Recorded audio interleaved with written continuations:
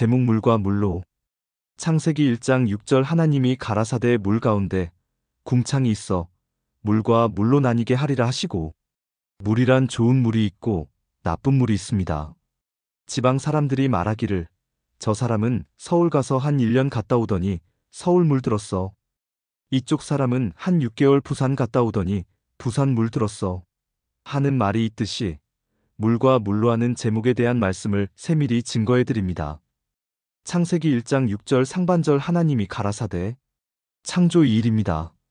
둘째 날 창조 섭리에서 하나님이 가라사대. 창세기 1장 6절 중반절 물 가운데 궁창이 있어 물 가운데 궁창을 두었습니다.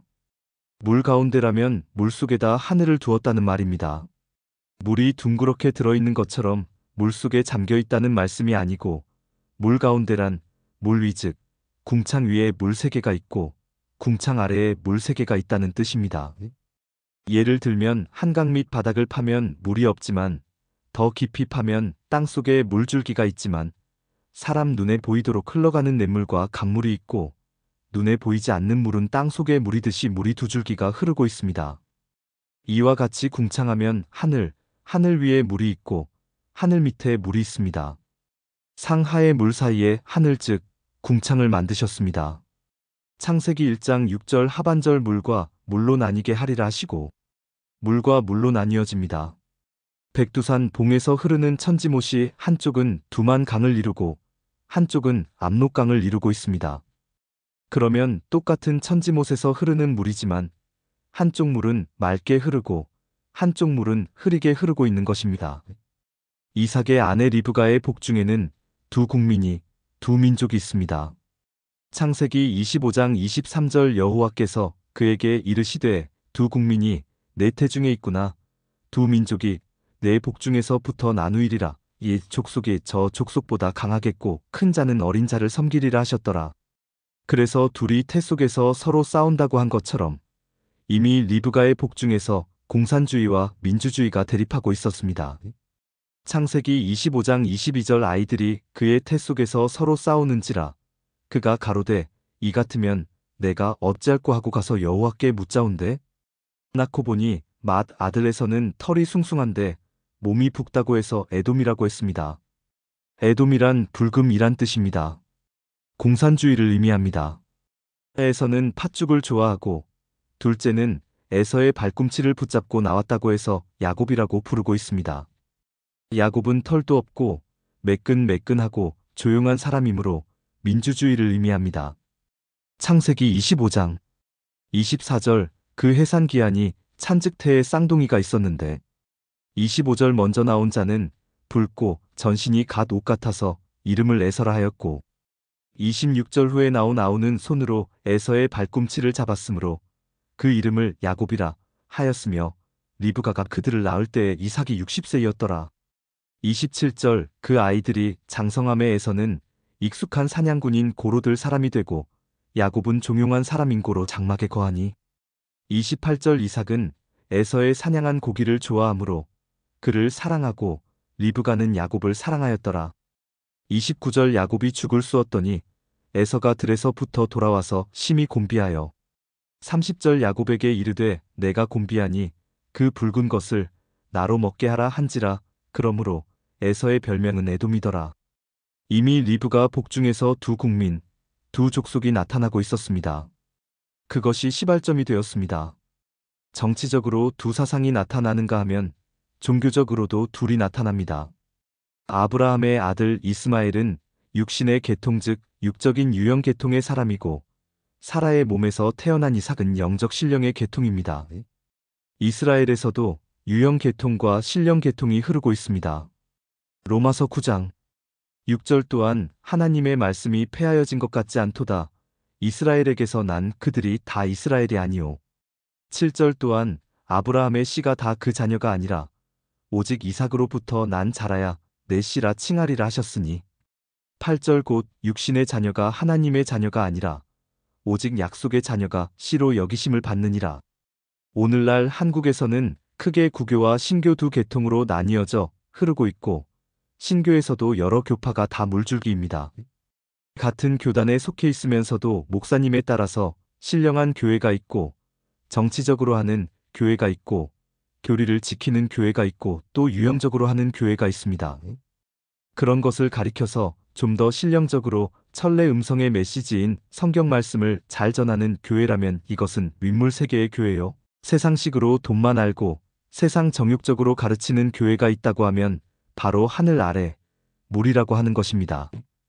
윗물과 아랫물 세계, 반드시 유형과 신령이 흐를 것을 말해주었고, 공산주의와 민주주의가 대립될 것을 말씀해주고 있는 장면이 여기 기록되어 있습니다. 즉, 물과 물로 나뉘는 측면에서 나타나는 양상 등 비밀의 뜻을 육적, 심적, 영적, 이치적으로 해석을 첨부해 드리겠습니다. 사상도 물이라고 할 수 있으며 종교도 물이라고 할 수 있으니 가장 궁금할 줄 알아서 신명기 32장 2절에 하나님이 내리는 교훈은 물이라고 했습니다. 신명기 32장 2절 나의 교훈은 내리는 비요. 나의 말은 맺히는 이슬이요. 연한 풀 위에 가는 비요. 채소 위에 담비로다. 하나님의 교훈은 내리는 비입니다. 위에서 진리가 내리면 윗물 세계에서 내리는 비요. 사람에게서 나오는 말은 아랫 세계의 물이며 세상 소리입니다. 저 사람 무슨 물이 들었어? 라며 물들었다고 합니다. 여러분은 신령한 하늘의 물입니까? 땅의 물입니까? 우리들은 모두 하늘의 물을 받으려고 나왔습니다. 그래서 예수님은 수가성의 여인에게 나를 믿는 자에게 물 한 그릇 대접하는 자에게는 그 배에서 생명수 윗물로 나리라고 했습니다. 위엔 물을 받아서 아랫 땅에 물 아랫물이 창이랍니다. 물이 솟아난다는 소리입니다. 하나님의 교훈을 많이 받으면 그 물이 솟구쳐 약동합니다. 즉 여름에 장마가 지니까 발뚝이나 논뚝이나 산 밑에서 물이 솟아나듯이 이 교훈을 많이 받은 대로 물이 많이 솟아납니다. 예수님께서 사마리아에 있는 수가성 여인에게 우물가에서 전한 내용을 볼 수 있습니다. 요한복음 4장 14절 내가 주는 물을 먹는 자는 영원히 목마르지 아니하리니 나의 주는 물은 그 속에서 영생하도록 솟아나는 샘물이 되리라. 신명기 32장 2절에 교훈은 내리는 비라고 했는데 요한복음 4장 14절에는 예수님께서 여인에게 하시는 말씀이 바로 예수님의 교훈입니다. 말씀을 주는 것을 받아들이면 영원토록 솟아나는 샘물이 된다고 하셨습니다. 샘물이며 약물이며 좋은 물입니다. 예수님의 교훈을 직접 받은 사람들이야 좋은 샘물들입니다. 그래서 베드로가 좋은 샘물이었고 가룟 유다가 죽어버리고 마띠아가 들어간 12사도가 좋은 샘물입니다. 사도행전 1장 16절 형제들아 성령이 다윗의 입을 의탁하사 예수 잡는 자들을 지로한 유다를 가리켜 미리 말씀하신 성경이 응하였으니 마땅하도다. 17절 이 사람이 본래 우리 수 가운데 참회하여 이 직무의 한 부분을 맡았던 자라. 18절 이 사람이 불의의 삭스로 밭을 사고 후에 몸이 곤두박질하여 배가 터져 창자가 다 흘러나온지라. 19절 이 일이 예루살렘에 사는 모든 사람에게 알게 되어 본 방언에 그 밭을 이르되 아겔다마라 하니 이는 피밭이라는 뜻이라. 20절 시편에 기록하였으되 그의 거처로 황폐하게 하시며 거기 거하는 자가 없게 하소서 하였고 또 일렀으되 그 직분을 타인이 취하게 하소서 하였도다. 21절 이러함으로 요한의 세례로부터 우리 가운데서 올리워 가신 날까지 주 예수께서 우리 가운데 출입하실 때에 22절 항상 우리와 함께 다니던 사람 중에 하나를 세워 우리로 더불어 예수의 부활하심을 증거할 사람이 되게 하여야 하리라 하거늘. 23절 저희가 두 사람을 천하니 하나는 바사바라고도 하고 별명은 유스도라고 하는 요셉이요 하나는 마띠아라. 24절 저희가 기도하여 가로되 무사람의 마음을 아시는 주여 이 두 사람 중에 누가 주의 택하신 바 되어 25절 봉사와 및 사도의 직무를 대신 할 자를 보이시옵소서. 유다는 이를 버리옵고 제 곳으로 갔나이다 하고 26절 제비 뽑아 마띠아를 얻으니 저가 11 사도의 수에 가입하니라. 바로 주님의 교훈만 받아들인 사람들이니까 아주 멋진 샘물이며 그 물들이 좋은 물들입니다. 물과 물로 하는 설명을 드리는 것입니다. 마지막 때에 성경대로 믿는 사람들에게는 샘물이 나오고 또 많은 사람을 지배하고 지도하려면 강물이 되어야 합니다. 그래서 예수님을 믿는 사람의 배에서는 생수의 강물이 흘러나리라고 하셨습니다.